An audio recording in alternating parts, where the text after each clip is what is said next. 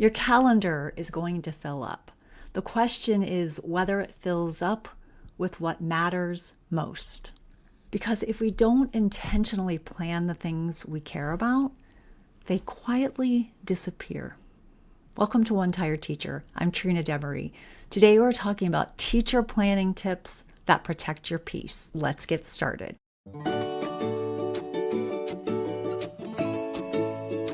If you and I were sitting down in your classroom at your kidney table, I'd tell you to protect things that you love teaching before someone else fills your schedule for you. Let me tell you a story about being a first and second grade teacher. That was me, who was desperately trying to teach kids how to read. That often meant that one of my very favorite hands-on subjects, science, was ignored. Reading got longer, math needed more time, interventions filled every open space, and somehow science became the if we have time for it subject. And honestly, we almost never had the time. Then one year I stopped asking, when can I fit science in?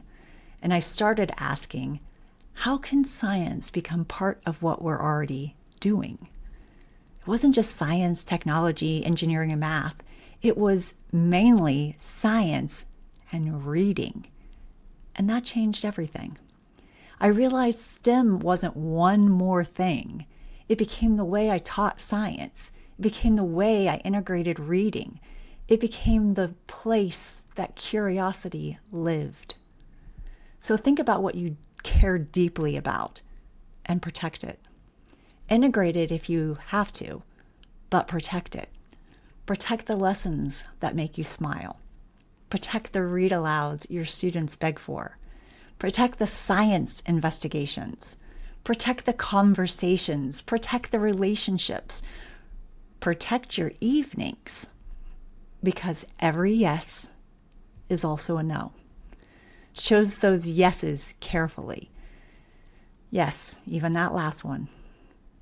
But that you are protecting yourself. And as they always say, you have to put your own oxygen mask on first so that you can survive and save the children. I know teachers aren't very good at protecting themselves, but the teacher who rested, patient, joyful, is the teacher students deserve too. So yes, protect your time. Here's putting the trust yourself framework into practice. Last week, we talked about something I'm calling the trust yourself framework.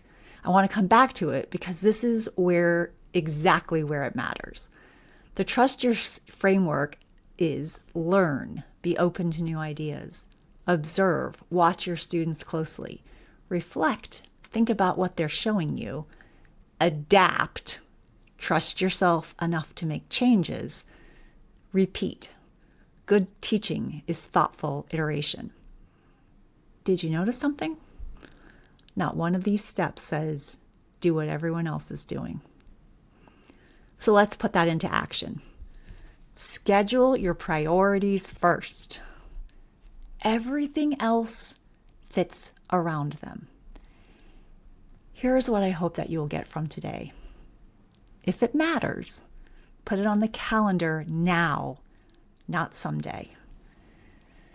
A meaningful school year isn't built by doing more. It's built by protecting what matters.